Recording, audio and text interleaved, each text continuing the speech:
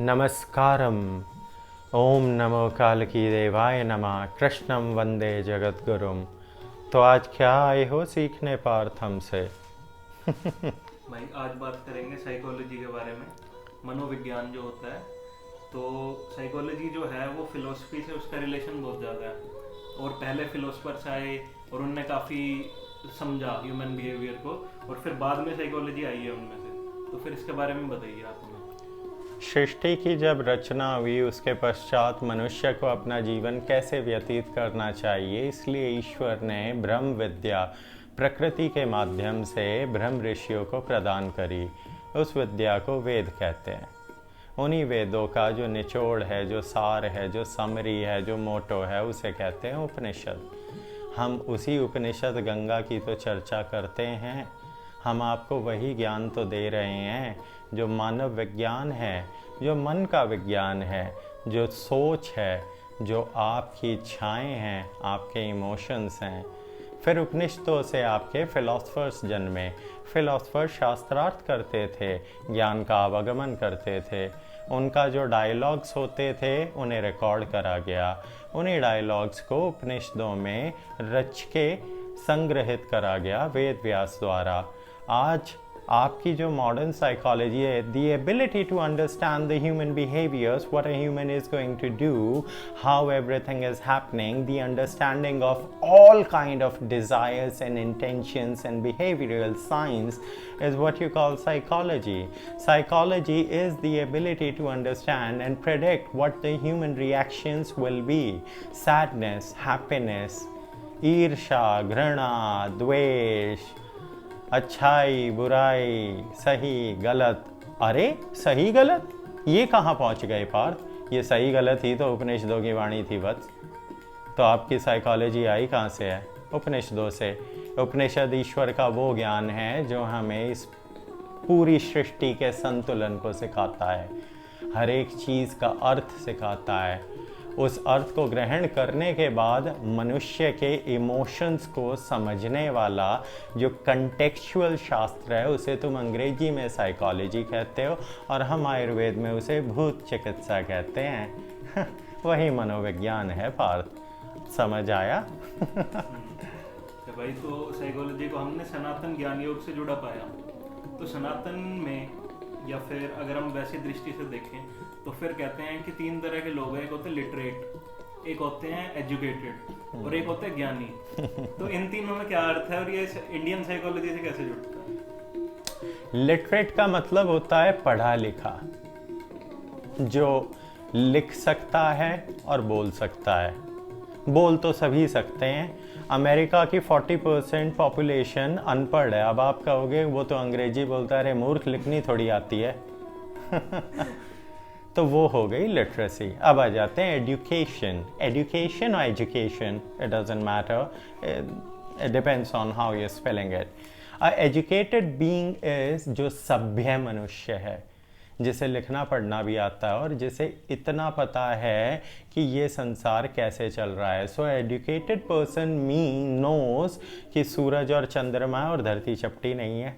ये एक educated person का, उसकी विद्या का अंश है। एक एजुकेटेड पर्सन को पता होता है कि उसे सोसाइटी में कैसे घूमना है। वो नंगा नहीं घूमेगा क्योंकि वो सोसाइटी के बिहेवियर और कंटेक्स्ट के अगेंस्ट है। और इन सब से परे आता है जिसका लिखाई पढ़ाई से कोई संबंध नहीं है पार्थ, उसका संबंध सिर्फ ज्ञान से है। वो ज्ञान योगी कहलाया, वो ब्रह्म योगी कहलाया। उन्हीं को तुम ऋषि मुनि और योगी के नाम से जानते हो। वो मनुष्य है जो उस विद्या का सदुपयोग करते हैं जिसे तुम सनातन वेद कहते हो। तो वेदों की विद्या अर्जित करने के पश्चात आप एजुकेटेड होते हो, लेकिन जब आप अपनी अंतरात्मा से सही और गलत का निर्धारण करने की योग्यता प्राप्त करते हो, तभी तो आप ज्ञानी कहलाते हो।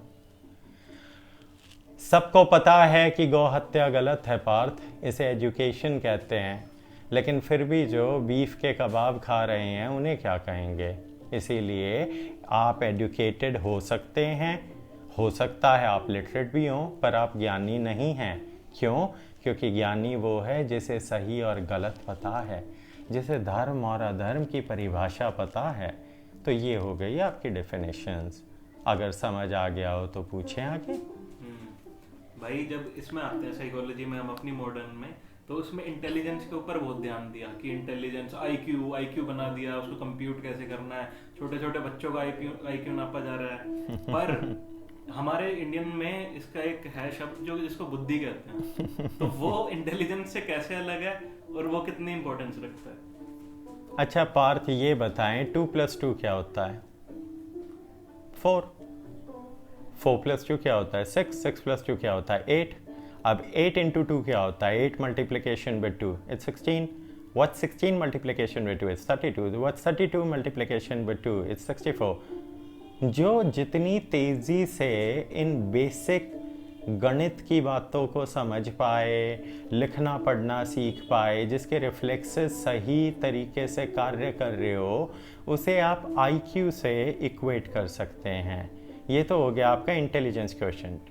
ये डिफाइन करता है कि आप कितनी जल्दी बेसिक एल्गोरिदम को समझ सकते हैं। मैथमेटिक्स हो, आग जल रही है, आग में हाथ डालना है नहीं डालना है, ये सारी चीज़ें। एक जो मूढ़ बुद्धि, जो लंट होता है, लंट का मतलब मंदबुद्धि, वो उसे नहीं पता कि आग में हाथ दिया जाएगा तो हाथ जल जाएगा। क्यों? क्योंकि उसका आईक्यू कम है।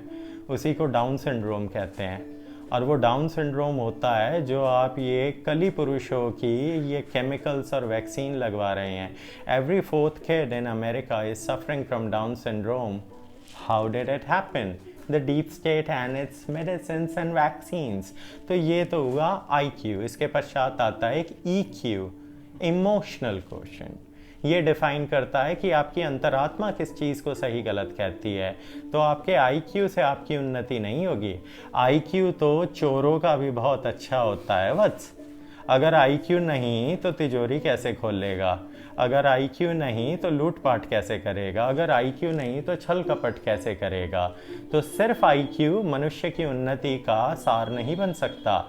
इसे ईक्यू के साथ जुड़ना होगा, क्योंकि ईक्यू का अर्थ है इमोशंस। वो जुड़ते हैं आप फिर आपके वेदों से, उपनिषदों से, बट उसमें अभी नहीं जाएंगे।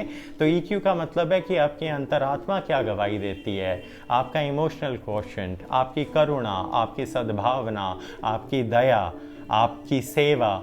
ये जो इमोशंस हैं ये आपके ईक्यू को डिफाइन करते हैं। और जब आईक्यू और ईक्यू जुड़ जाते हैं तब एक मनुष्य ज्ञान प्राप्त करता है।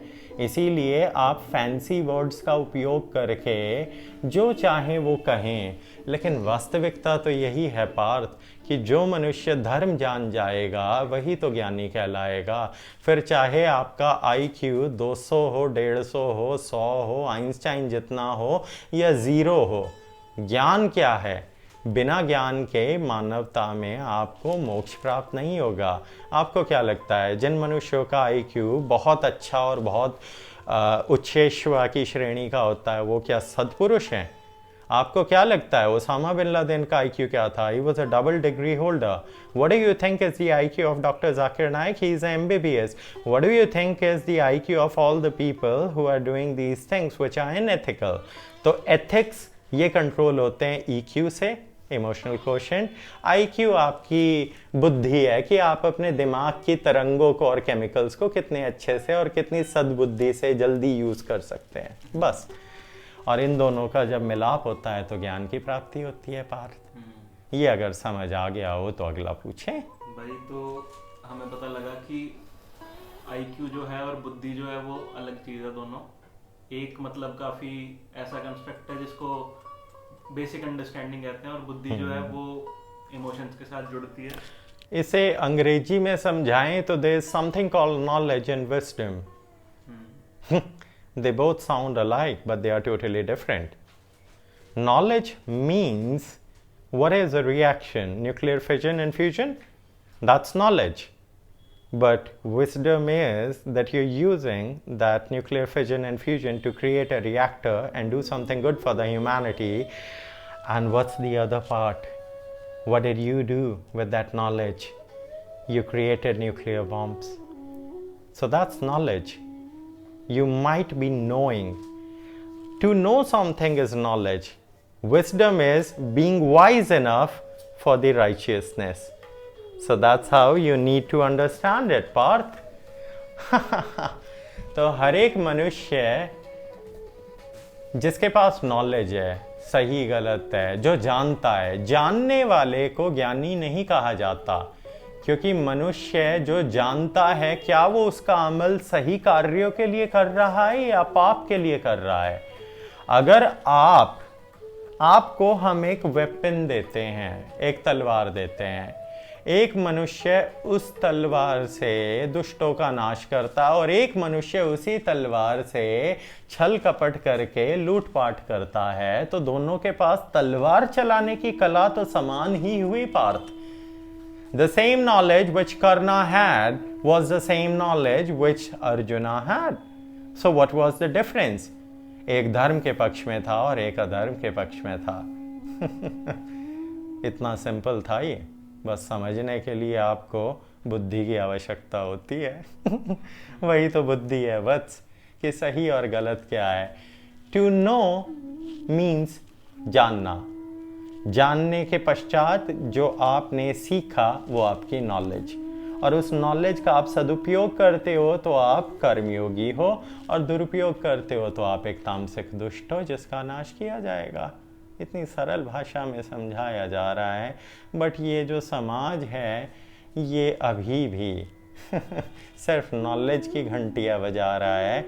You people are far away from the reality which is wisdom, और विजडम जुड़ती है ज्ञान से पार्थ। अगर समझ आया तो अगला पूछें। भाई हमारे काफी महात्मा रहे हैं हमारे धर्म में, तो जैसे चाणक्य हो गए, भगवान, हाँ, और शिवाजी हो गए, ये सब जो प्रभु, काफी बुद्धिमान लोग थे सब। तो फिर इनके जीवन से या फिर कोई भी आपको कथा याद आ रही हो कृष्ण जी के जीवन से जिसमें उन्होंने बुद्धि का अच्छा, हाँ, वो बताएं। चाणक्य की एक प्रेमिका थी जिनका नाम सुहासिनी था, समझे। तो चाणक्य ने अपनी प्रेमिका को अपने शत्रु के पास भेजा और कहा कि जाके उसके साथ आप काम वासना की सिद्धि करो और उसके हाथ में ही अंगूठी पहना देना। तो सुहासिनी कहती है तू तो बड़ा ही नीच ब्राह्मण है रे कालिए, क्योंकि चाणक्य का रंग सांवरा था। हमारी तरह हमें भी लोग कल्लू कालिया ही कहते हैं, कृष्ण को भी कालिया कहते हैं, और काना का अर्थ भी यही होता है, काला। तो चाणक्य का मन रुष्ट हुआ और उन्होंने कहा कि ऐसा क्यों कहा आपने। तो सुहासिनी ने कहा कि कौन ऐसा मनुष्य है जो अपनी प्रेमिका को एक वैश्या की भांति यूज कर रहा है, उपयोग कर रहा है। तो चाणक्य कहता है हम आपका यूज नहीं कर रहे हैं, हम आपका सदुपयोग कर रहे हैं धर्म की स्थापना के लिए। देवी, आपको जिसके पास हमने भेजा है उसके हाथ में जो आपने अंगूठी डाली है, अब धनानंद को जाके खबर दी जाएगी कि उसकी अंगूठी उसके महामंत्री के पास कैसे पहुंची, तो धनानंद उसका वध करेगा, हमारा एक शत्रु कम हो जाएगा। हमारा अखंड भारत का स्वप्न पूरा करने के लिए तो मैं हजारों सुहासिनियों को वैश्या की भांति उपयोग कर लूं। ये चाणक्य है। तो अब लोग कहेंगे कि कैसा गंदा आदमी है। नहीं नहीं, उस आदमी ने सिर्फ एक ही प्रण लिया था, अखंड भारत। अगर वो नहीं होता तो तुम सब गुलाम होते। अगर इस कहानी से कुछ समझ पाए तो समझने का भावार्थ ये है कि अगर छल का आशय धर्म है पार्थ, तो वो छल भी धर्म है। ये किसकी वाणी है? ये हमारे परमपिता कृष्ण की वाणी है। अब आप कहोगे कि कृष्ण, अरे हमारा तो नाम भी छलिया ही था पार्थ। अब आप कहेंगे कि दुर्योधन को छल से मारा, जांघा पे वार करा के। हाँ, मारा, छल किया। उसके पश्चात आप कहोगे कि आपने गुरु द्रोण को भी अश्वत्थामा मारा गया, नर नहीं आती। आप कहेंगे कि ये भी छल। हाँ, छल था। भीष्म पितामह के सामने शिखंडी खड़ा करके अर्जुन की ओट से मरवाना, ये भी छल था। कर्ण की मृत्यु के अंदर जो कार्य और लीलाएं थी वो भी छल थी। हमने अनेकों छल किए और वो सब छल धर्म थे। क्यों? क्योंकि अगर आपका अंतिम लक्ष्य धर्म है तो धर्म के लिए किए गए अनीति के थोड़े बहुत छोटे मोटे कार्य भी धर्म होते हैं पार्थ। पर इस कहानी से हर एक मनुष्य विद्या ग्रहण नहीं कर पाएगा।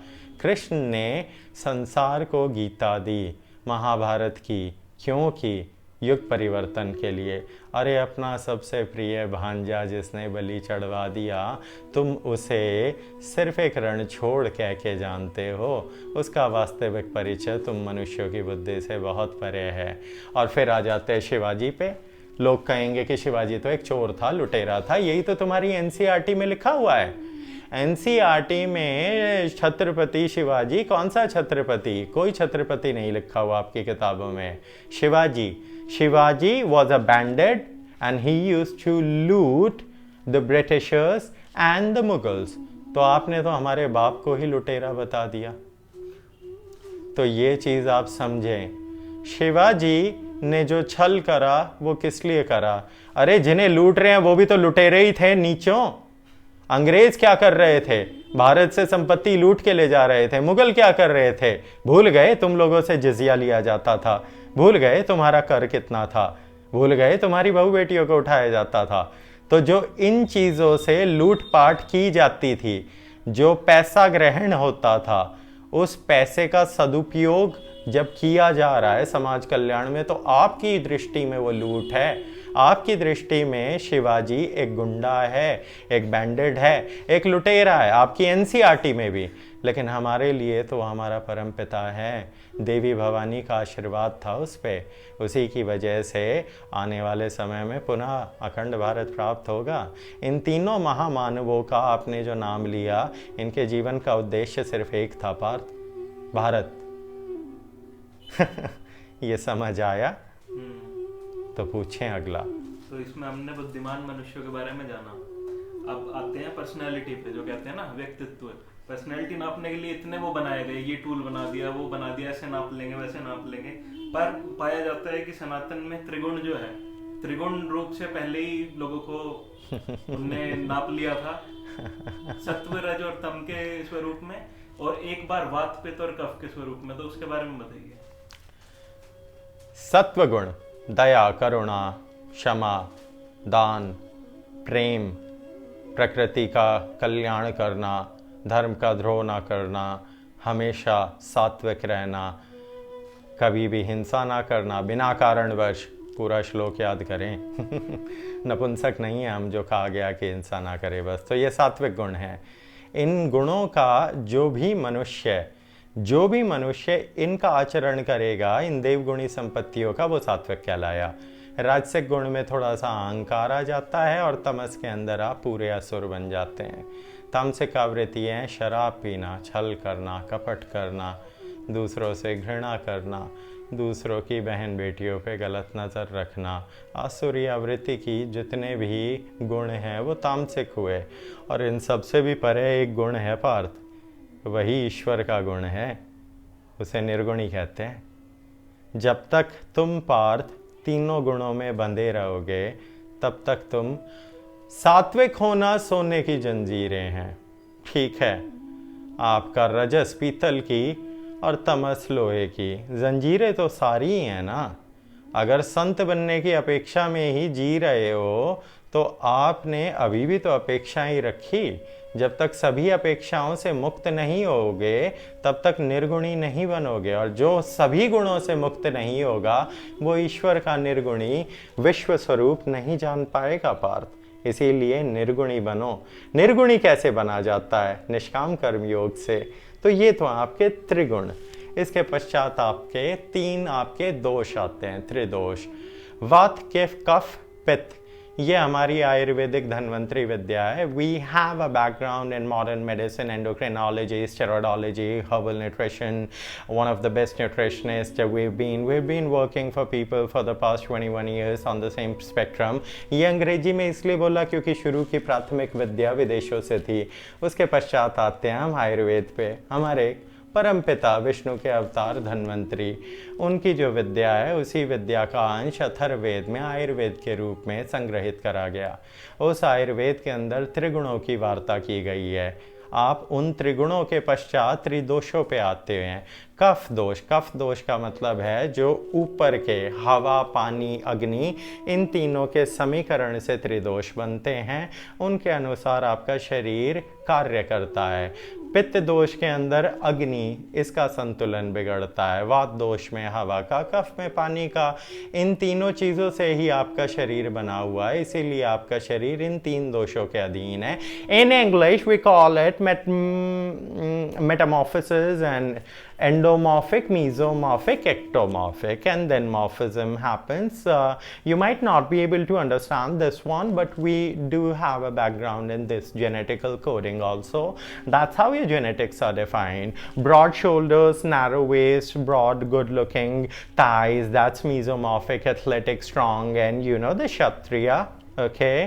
क्षत्रिय ज़्यादातर पित्त दोष के मिलेंगे आपको। उसके बाद कफ दोष, वात दोष, ये जो आपके दोष हैं, मॉर्फिसेस हैं। एंडोमॉर्फिज्म छोटू मोटू, गोल मटोल, पानी पिए, मोटा हो जाए। एक्टोमॉर्फिक लंबी पतली हड्डियाँ, शरीर पे मांस ना चढ़ पाए। ये सारी जो लीलाएं हैं, ये समझने के लिए पहले ये शरीर कैसे बना है पंच महाभूतों से ये जानो पार्थ।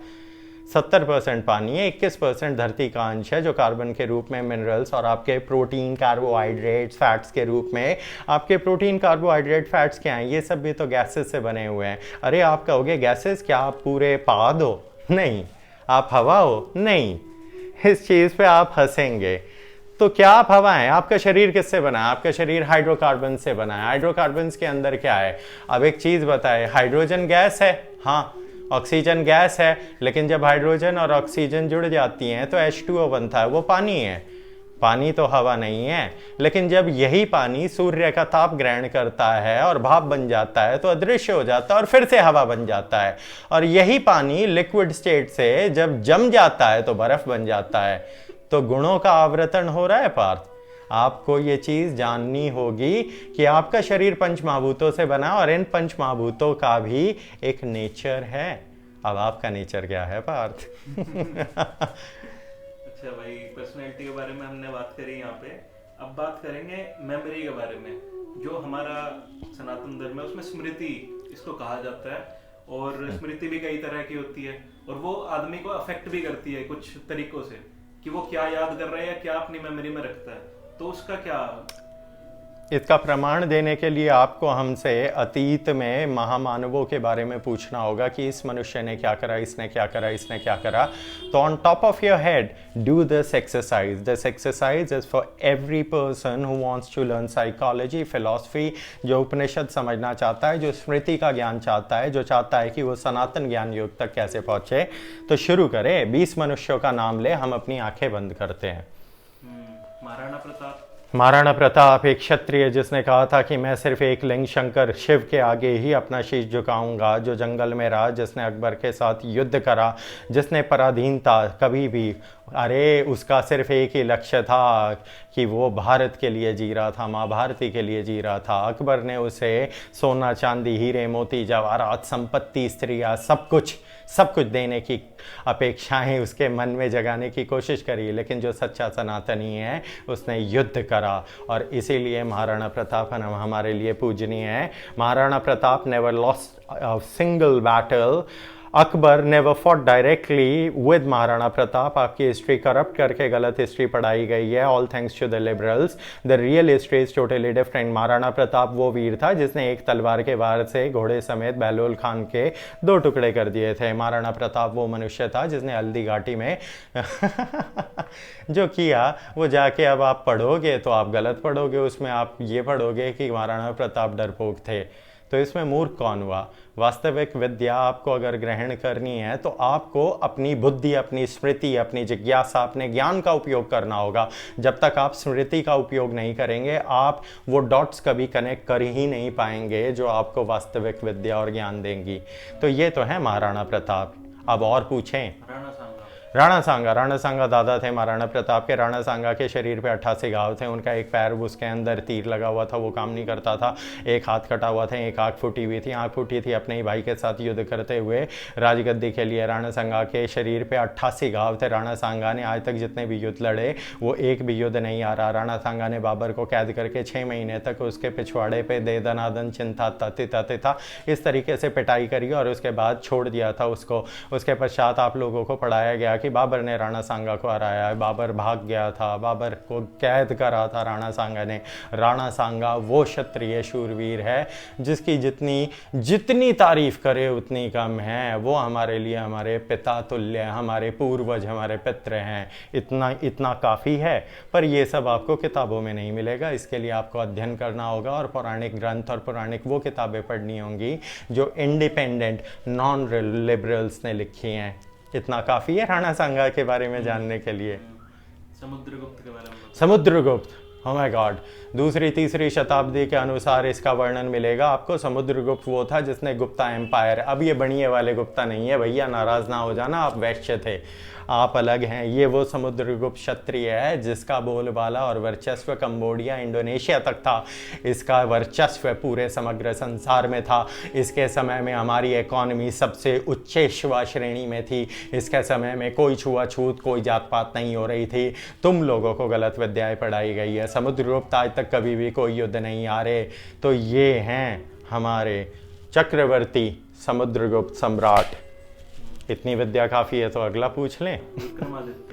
विक्रमादित्य, इनको थोड़ा सा आप लोग कहेंगे कि ये फिक्शनल थे, नहीं थे। विक्रमादित्य का कहने का वर्णन ये है कि अप्रॉक्सीमेटली 3000 साल पहले का वर्णन दिया गया है। विक्रमादित्य को आप जानोगे, वो असल में राजा विक्रमादित्य है। वो राजा था जिसके अवशेष आपको सऊदी अरेबिया में मिलेंगे। सऊदी अरेबिया के म्यूजियम्स के अंदर आपको जो उनके ग्रंथ और स्क्रिप्चर्स है उनके अंदर राजा विक्रमादित्य का वर्णन मिलेगा। राजा विक्रमादित्य वो मनुष्य था जो आपके पूरे धरातल पे राज करता था।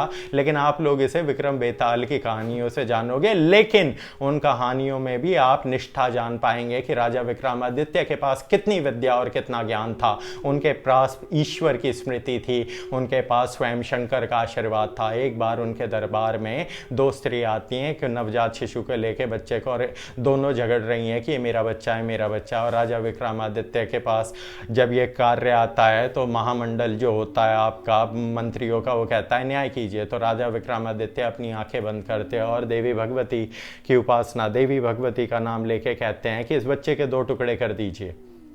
तो ऐसी बात सुन के समग्र प्रजा घबरा गई कि ये कैसा पागल राजा बैठा दिया हमने गद्दी पे, ये कौन है। तो जैसे ही तलवार लाई गई और बच्चे के 2 हिस्से करने की बारी की गई तो एक स्त्री दूर हो गई और दूसरी स्त्री जो थी वो हंस रही थी। तो जो दूर हो गई वो बोली नहीं नहीं नहीं, मेरा बालक ने ना मारे हो, इन लोकल लैंग्वेज। अब इसे अलग अलग, मेरे बच्चे को मत मारिए, नहीं नहीं राजन कृपया मेरे नवजात शिशु को मत मारिए, इसे दे दीजिए। तो राजा विक्रमादित्य कहते हैं कि दूसरी वाली देवी को बच्चा छोड़े, पहले 100 कोड़े दें और बच्चा इन्हें दें और दफा करे। जो मनुष्य 30 क्षणों में धर्म क्या है, सत्य क्या है, और अगर यही चीज आज के जुडिशरी में होती तो पहले आपके डिस्ट्रिक्ट कोर्ट में, फिर सेशन कोर्ट में, फिर हाई कोर्ट में और फिर सुप्रीम कोर्ट में, और पिटीशन लग लग के इस तरीके से 25 से 30 साल हो जाते, बच्चा बड़ा हो जाता, उसके बच्चे हो जाते, लेकिन ये केस का सुलझेड़ा नहीं हो पाता। राजा विक्रमादित्य के पास वो बुद्धि और स्मृति थी। इस कहानी से क्या सीखा? असली माँ कभी भी अपने बच्चे की मृत्यु नहीं देख सकती, और जो स्त्री उस बच्चे के मरने की बात पे हंसे वो उसकी माँ नहीं हो सकती पार्थ। तो ये राजा विक्रमादित्य थे। भाई अब यूं बताएं कि स्मृति आपकी इतनी तेज है, और पूछें? ये तो अभी नहीं। लोग कहते हैं ना कि ये तांत्रिक है, ये अघोरी है, ये नशे करता है, ड्रग्स लेता है। हाँ, पूरी दुनिया में जितने नशे हमने सब किए हैं, we've done everything, we know it all। और उसके पश्चात सिर्फ एक नशा करते हैं, हम उसे कहते हैं साधना, उसे कहते हैं योग निद्रा, समाधि, DMT, डाइमेथाइलट्रिप्टामाइन।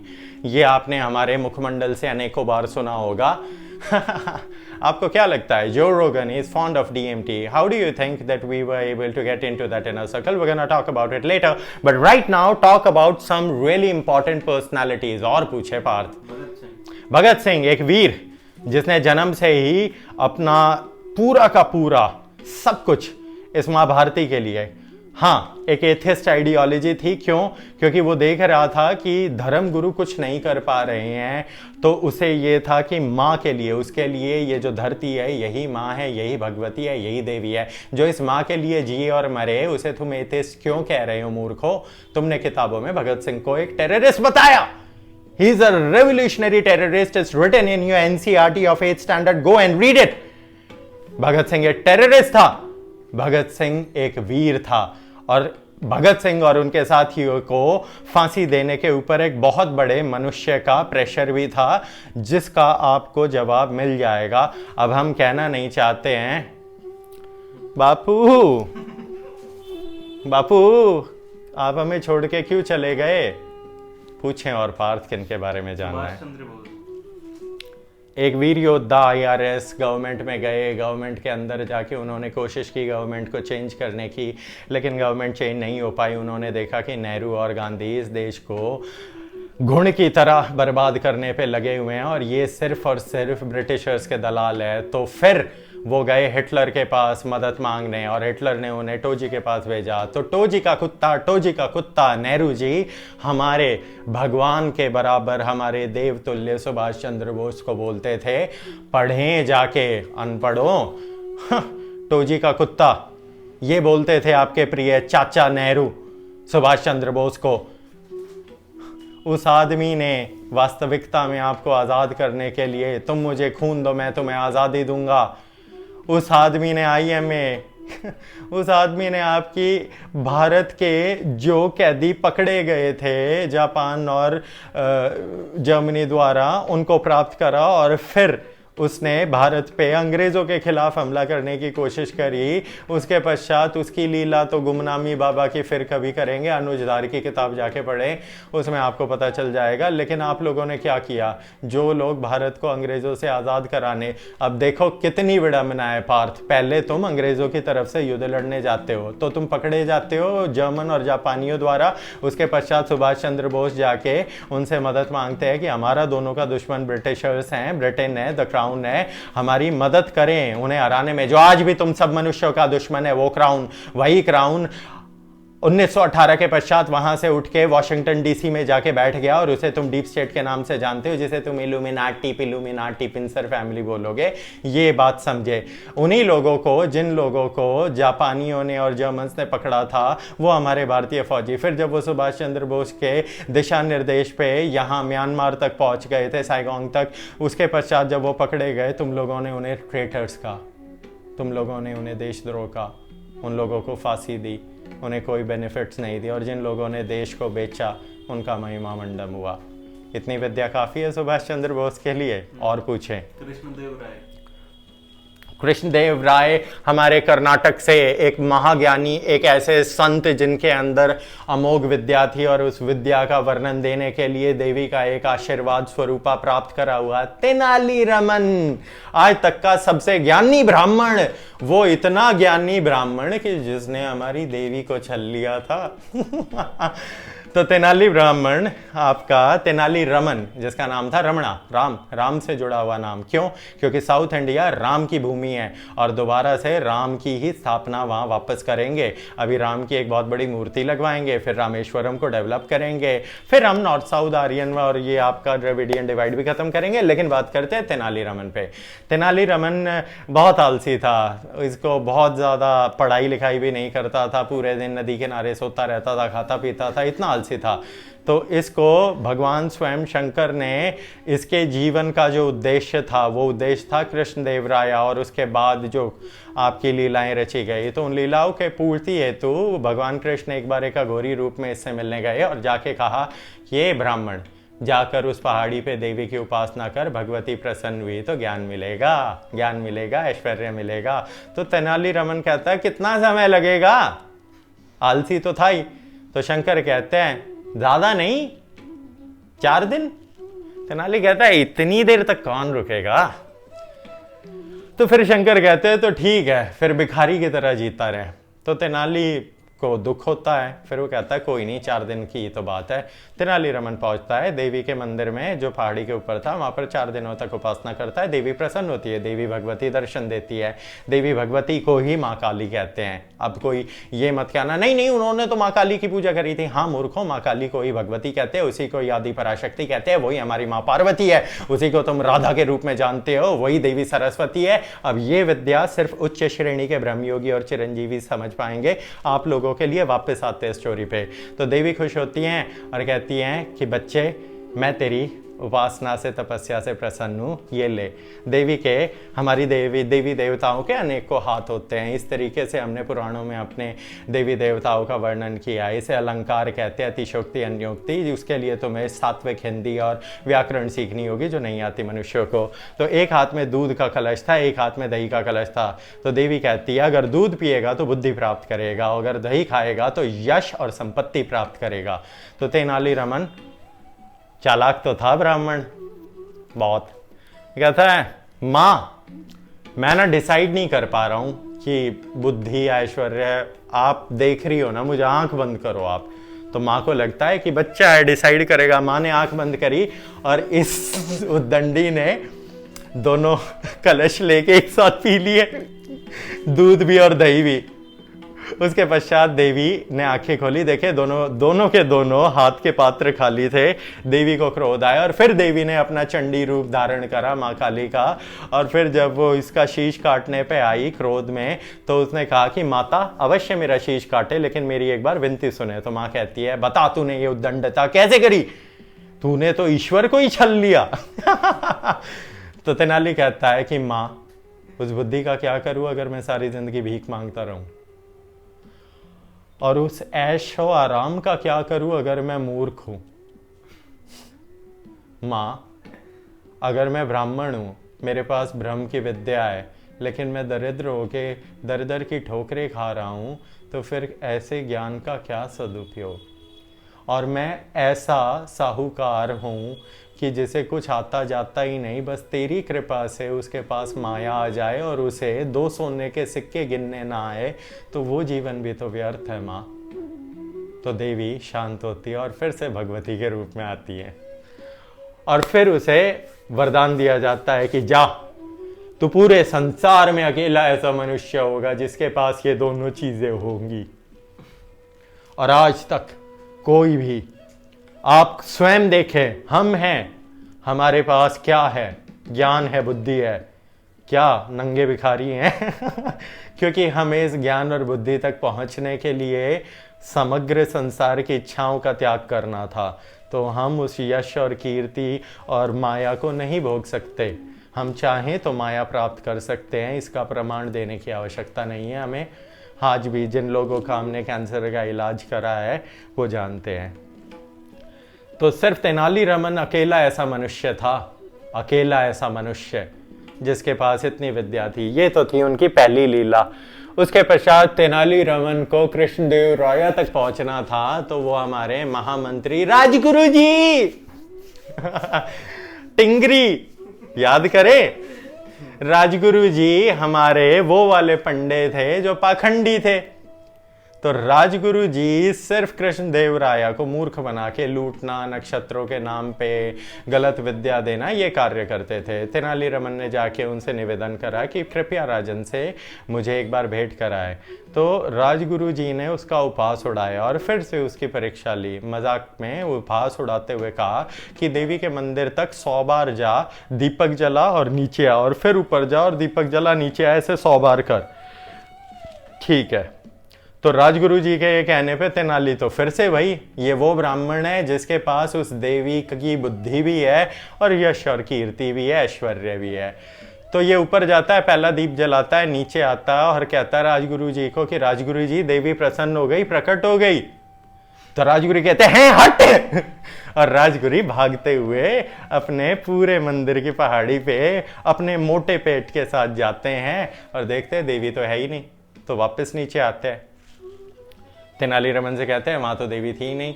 तो तेनाली कहते हैं कि आपने दीप जलाया? बोले नहीं, वो तो मैं भूल गया।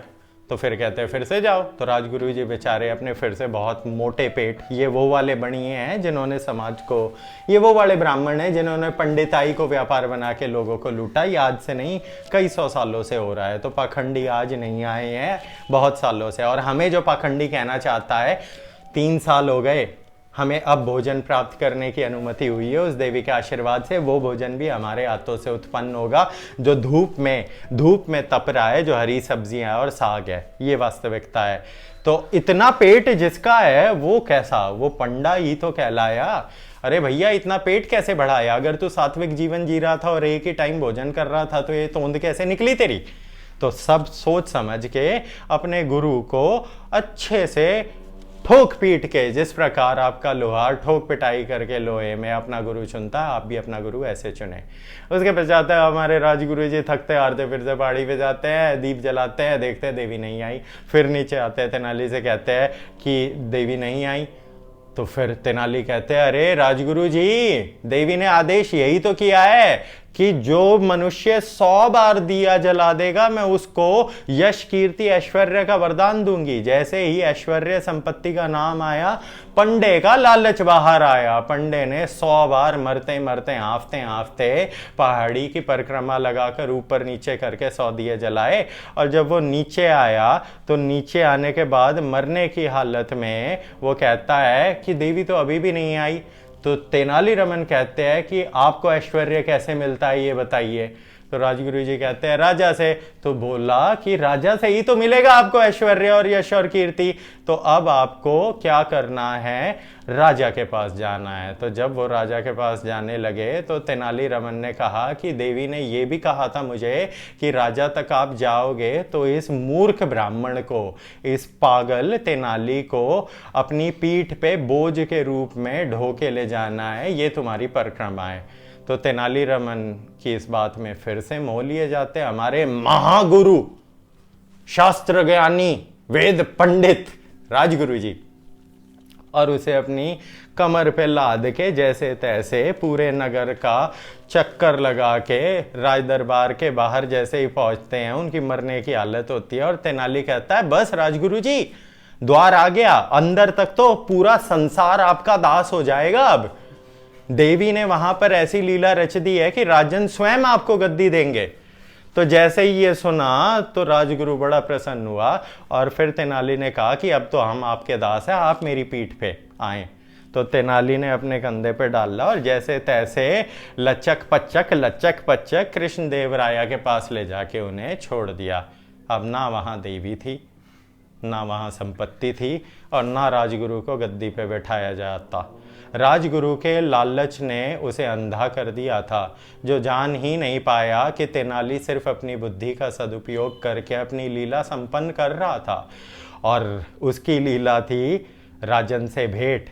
और जब राजन से भेंट हो जाती है तब तेनाली अपनी बुद्धि का प्रमाण देता है, पांडित्य सिद्ध करता है और उनका सबसे बड़ा स्ट्रैटेजिस्ट बनता है। And then Krishnadevaraya ruled viciously. इतना ठीक है? बहुत लंबी है गाथा। तो भाई काफी जान लिया इस बारे में। अब आगे चलते हैं, स्मृति पे थे हम। यही सब तो स्मृति है बस। तो कुछ लोग जो होते हैं ना उनको इल्यूजन भी हो जाते हैं, परसेप्शन में जिनकी दिक्कत होती है, और कुछ लोग जो है वो पैरानॉर्मल एक्टिविटीज इनमें बिलीव करते हैं। ये क्या होता है? चलो ये कृष्णदेवराया, समुद्रगुप्त वगैरह ये सब तो तुम्हारे भारतीय। एक काम करो, विदेशियों के बारे में कुछ पूछो ताकि मनुष्यों को हम स्मृति ना बताई नहीं जाती, बस उसका प्रमाण दिया जाता है जो अभी हम दे रहे हैं। विदेशियों के बारे में वार्ता करो। हिटलर एक देशभक्त था। हिटलर जर्मनी के लिए लड़ा और मरा। हिटलर ने फर्स्ट वर्ल्ड वॉर भी लड़ा था, उसके बाद सेकेंड वर्ल्ड वॉर में 1930 में पूरी की पूरी जर्मनी बैंकरप्ट हो गई थी। 34% of the Germany became unemployed. Why? Because the Jewish community took over the banking establishment. पूरी जर्मनी को बहुत महंगे ब्याज दर पे पैसे लोन पे दे के उनका खून चूसा जा रहा था। इस चीज़ के विरोध में हिटलर ने शस्त्र उठाकर अपनी पार्टी बनाई और वो इलेक्शन जीतता था। हिटलर कोई डिक्टेटर नहीं था, he was a elected person, every German elected him and then he fought for Germany. उसने जर्मनी में से इन हरामजादे जूस, वो वाले जूस जो बैंकिंग एस्टैब्लिशमेंट और डीप स्टेट को कंट्रोल करते हैं, सारे जूस अच्छे नहीं है और सारे क्रिश्चियन बुरे नहीं है, सारे मुसलमान अच्छे नहीं है, सारे हिंदू बुरे नहीं है। तो इस तरीके से मनुष्य अच्छे और बुरे होते हैं, इस चीज़ को जाने।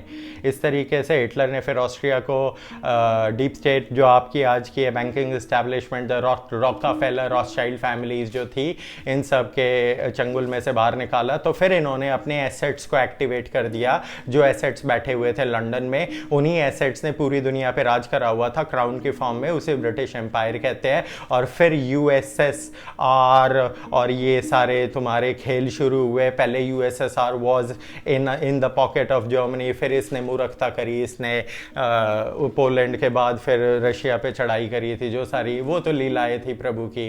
वो 1945 का जो नक्षत्र था। इतनी विद्या ठीक है। हिटलर के बारे में या और जानना है? मिल्खा सिंह आपके बहुत प्रिय थे। Hitler was a Pioneer. Hitler आपका जो आर्यन है, आपकी हिस्ट्री को डिस्टॉर्ट करके बताया गया है। वो जिस आर्यन को, जिस नाजी सिंबल को टेढ़ा किया हुआ है, स्वास्तिक मीन्स क्रिएशन। स्वास्तिक का जो एवोल्यूशन है वो आपके गुणों को, आपकी संस्कृति को निर्धारित करता है। और हिटलर नहीं था प्योर आर्यन। ओरिजिनल आर्यंस वो आर्य है जो भारत में थे। जब 5000 साल पहले भगवान कृष्ण को आर्य से संबोधित किया जा रहा है। द्रौपदी पांचों पांडवों का नाम नहीं लेती थी कि ओए भीम यहाँ, ओए नकुल कहा जा रहा है। द्रौपदी हे आर्य। आर्य का मतलब होता है नोबल, उच्च। तो जब आपके 5000 साल पहले जर्मनी, जो आपका 100 साल पहले पैदा हुआ, उससे पहले से आर्य का नाम का उपयोग हो रहा है। तो यहीं से तो आर्य जर्मनी गए थे। सो इतनी विद्या ठीक है। हिटलर के बारे में, औरों के बारे में जानते हैं? पूछें। लेनिन एंड मार्क्स, ये सब वो कम्युनिज्म वाले जो कहते थे कि राजा को हटा दो, they should be the power should be in the hand of the people, और people should be the ones who are running the business and who are controlling all the assets. जिसकी जितनी जनसंख्या उसका उतना अधिकार। Muslims have the first right on your natural resources. Yes, ऐसे बोला था किसी ने। वाहेगुरु बचा लेना उन्हें, उनके पाप गिने जाएंगे। तो ये जो विचारधारा थी, इस विचारधारा के जो जनक हैं, इनकी एक और देवी है जो दिल्ली की सीएम आतिशी, मार लेना, Karl Marx and Lenin. Marx और लेनिन का नाम जोड़ दो तो सबसे बड़ा कम्युनिस्ट बनता है। और कम्युनिज्म इज अ कैंसर। इतना ठीक है या और बताएं? तो आखिरी बताओ आप नेल्सन मंडेला के बारे में। Nelson Mandela, he fought for Africa. He was उसको जेल करी गई थी। जेल के अंदर he was tortured for being black. He fought for black people. He fought for the Africa को। जब ईस्ट आपकी भारत में ईस्ट इंडिया कंपनी आई थी, ऐसे ही साउथ अफ्रीका पे राज करने साउथ अफ्रीकन कंपनी, कनाडा पे हडसन बे कंपनी, उसके बाद ऑस्ट्रेलियन कंपनी, इस तरीके से पूरी दुनिया पे इनकी टुकड़ियां गई थी जिन्होंने उन देशों के ऊपर राज करा। तो जो एट्रॉसिटीज़ ब्रिटिशर्स की करी जा रही थी, उन सारी एट्रॉसिटीज़ के विरुद्ध जो चीज़ की गई, वो जो संग्राम लड़ा गया अफ्रीका के अंदर, वो Nelson Mandela was a great personality at the time. उसे गांधी के साथ उस स्पेक्ट्रम में डाला गया and all those kind of thing, but still you need to understand he was a beef eater, so stupid on that part and he died at a very young age. So good, जो बोएगा वही पाएगा। इतना ठीक था पार्थ? भाई अब question change है। अब बताइए इसके बारे में कि इल्यूजन क्यों होते हैं लोगों को, और गोस्ट का कभी कभार इल्यूजन हो गया, ऐसा क्यों? अभी जब हम आपसे वार्ता कर रहे थे और आप इन महामनुष्यों के नाम ले रहे थे, इन पे जो हम वार्ता कर रहे थे, जो चर्चा कर रहे थे, उसे स्मृति कहते हैं। Smriti is the ability to acknowledge your history, the Sanatan gyan yoga. स्मृति तक पहुंचने के लिए आपको अपने सभी कुंडलिनी चक्रों को सक्रिय करना होगा। पार्थ, सबसे पहले मूलाधार को सक्रिय करने के लिए कम से कम 3 साल का ब्रह्मचर्य चाहिए। उसके पश्चात स्वधिष्ठिना, इसके लिए भी 3 साल का उपवास चाहिए। उसके पश्चात मणिपुर, इसके लिए भी आपको 30 दिन बिना सोए रहना है। उसके पश्चात आपका अनहत आपके सभी बंधन छीन लेगा, आपकी सभी इच्छाएं, आपकी करुणा, जो निर्गुणी हो जाएगा, जो इमोशनलेस हो जाएगा, उस स्टेट तक जाएगा, वो अनहत पे नियंत्रण पाएगा। और फिर जो बिना बोले विशुद्धा चक्र से वाइब्रेट करके अपनी ऊर्जा प्राप्त करेगा, वो विशुद्धा चक्र खोल पाएगा। लेकिन यहाँ तक पहुँचने के बाद कुंडलिनी चक्रों के सबसे इम्पॉर्टेंट खेल आता है। यहाँ का जो खेल है, जहाँ आपकी आज्ञा चक्र है, जिसे आज्ञा आचना बोलते हो, दिस थिंग माथे के बीचों बीच यहाँ पाइनियल ग्लैंड है। अगर आपने बिना सात्विक हुए, बिना गुरु के आशीर्वाद के, और आप तामसिक हो और आप अपनी गलत इच्छाओं के लिए इन शक्तियों को, इन सिद्धियों को प्राप्त करने की कोशिश करते हो, तो hello super natural frequency, knock knock, कौन है? मैं भूत। भूत कौन? मैं वो एनर्जी जो तूने एक्टिवेट कर ली है और अब तू संभाल नहीं पाएगा। अब मैं क्या करूँगा? मैं तुझे हेलुसिनेशंस दूंगा, पागलपन करूंगा, दौरे दूंगा। इसके प्रमाण अनेकों मनुष्य, हमारे कुछ पूर्वज, हमारे कुछ जानने वाले गुरु पिता भी हैं, जिनके गुरु के देहांत के पश्चात उन्होंने जब सिद्धियों का दुरुपयोग करने की कोशिश करी तो extra terrestrial paranormal frequencies, they were able to take over the bodily language of this frequency शरीर की। ये आ रहा है समझ या और सिंप्लीफाई किया जाए? और ये बताओ कि साइकोलॉजी में आजकल जो है वो एक शिफ्ट आया है कि पॉजिटिव साइकोलॉजी की तरफ बढ़ रहे हैं लोग, हैप्पीनेस की तरफ, कि क्या मतलब है खुशी का, ग्रेटिट्यूड का और काइंडनेस का। उसी सब को तो EQ कहते हैं पार्थ। हाँ, और ये सनातन में इसका क्या वर्णन है और क्या उल्लेख है? सनातन अजर है, अमर है, सनातन प्रकृति है, सनातन विरासत है, सनातन किसी की बपौती नहीं है। आपका ये धरती पे कोई अधिकार नहीं है। आपके मरने के पश्चात जो नई जनरेशन, नई पीढ़ी आएगी, उस वंश को ये धरती आप किस तरीके से देना चाहोगे? न्यूक्लियर बम मार के, सारे जंगल काट के, सारी धरती को प्रदूषित करके, सारी वनस्पति खंडित करके, सारे समंदरों में अपना जहर मिला के ऐसी धरती देना चाहोगे? अगर आप ऐसी धरती देने के इच्छुक मनुष्य हो तो आप तामसिक हो, आप असुर हो और आपका वध किया जाएगा अलग अलग रूपों में। ये करने के लिए नारायण की शक्ति प्रकट होती है, जागरूक होती है, उन्हीं को अवतार कहते हैं। तो जो भी मनुष्य प्रकृति के नियमों के विरुद्ध जाता है उसका विनाश किया जाता है पार्थ। ये संबंध है पुरुष और प्रकृति का। और पुरुष से आपका ज्ञान योग, सनातन गुण, सात्विक देवगुणी संपत्तियां, इनका आचरण, इनका पालन। आप जब देवगुणी संपत्तियों का पालन करते हो तभी तो आप सही और गलत जान पाते हो कि एक पुत्र का पुत्र धर्म क्या है, अपने बूढ़े माँ बाप की सेवा करना या अपनी प्रेमिका के साथ भाग जाना, लव जिहाद करना। आपके भ्राता का क्या धर्म है? बड़े भ्राता का पिता तुल्य धर्म है अपने अनुज के लिए, जो हमने भी किया है। माने ना माने समाज, उससे कोई फर्क नहीं पड़ता।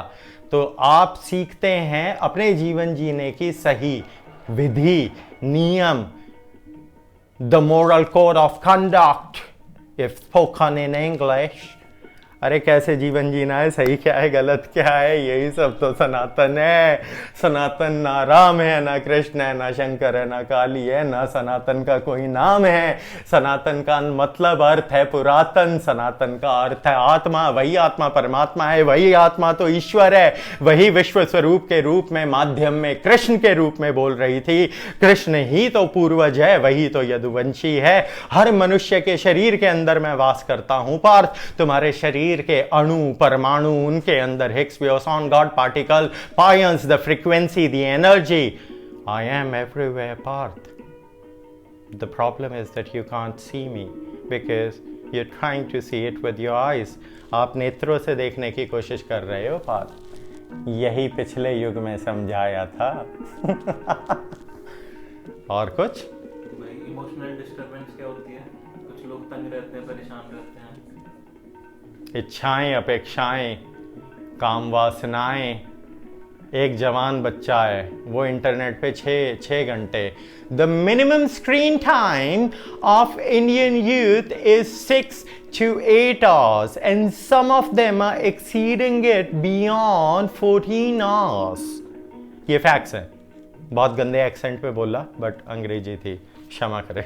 तो हम इसका तर्क दे रहे हैं, जो मनुष्य 6 घंटे तक डेली सोशल मीडिया पे समय बिताएगा, इंस्टाग्राम के ऊपर रील देखेगा, उन रीलों के अंदर कली पुरुषों के वैशाल्य खुले हुए हैं, ओनली फैंस के नाम से, इंस्टाग्राम के नाम से, फेसबुक के नाम से। उन पे जब आप स्त्रियों को नाचते हुए देखोगे, अरे जब सुंदर उर्वशी का नृत्य देख के विश्वामित्र का मन डोल जाए, मेनका जब सामने आए तो अच्छे का लंगोट खुल जाए तो एक जवान बच्चा क्या करके दिखाए और फिर वो मास्टरबेशन से एडिक्ट हो जाए, and voila you have depression Partha.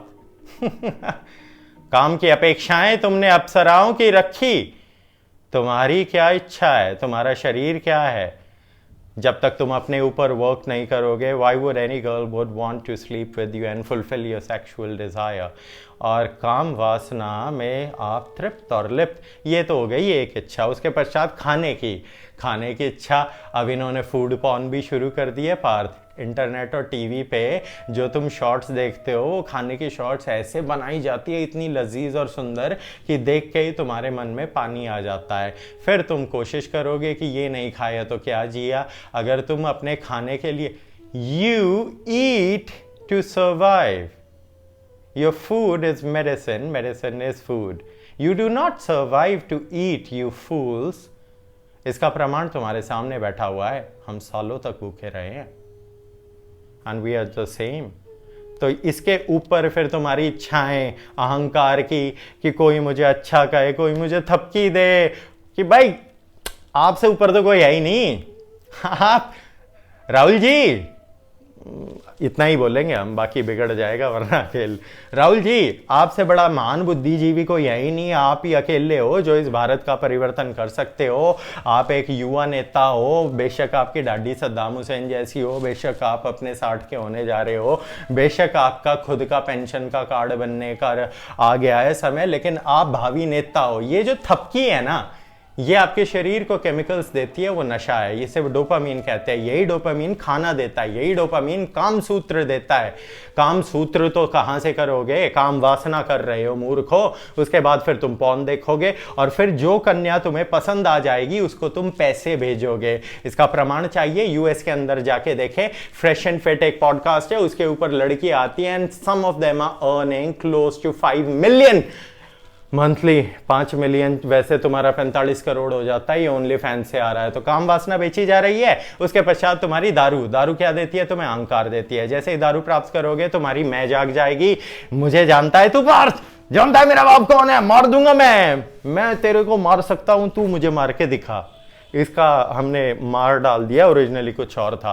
तो ये क्या था, ये राहु का अहंकार था। ये राहु का अहंकार आपको मिलेगा तो फिर मनुष्यों को जो शराब है वो क्या दे रही है, वो भी तो डोपामीन ही दे रही थी पार्थ। उसके पश्चात आपकी वाणी, अच्छा सुनना, ये कि बाबूजी आपसे ऊपर कोई नहीं, वो चीज़। उसके पश्चात तुम्हारी भविष्य की चिंताएं कि अरे मैंने बड़े छल कपट से संपत्ति प्राप्त करी है, कोई छीन ना ले।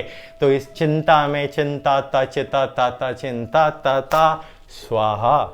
और आप डिप्रेस होंगे, फिर आप डॉक्टरों के जाएंगे और फिर वो एलोपैथी की दवाइयाँ खिलाएंगे और फिर आप और बीमार होंगे और आप मरोगे। तब तक वही कली पुरुष जिन्होंने आपको बीमार करा है पैसे कमाएंगे। सात्विक होना है तो सनातन की शरण में आए।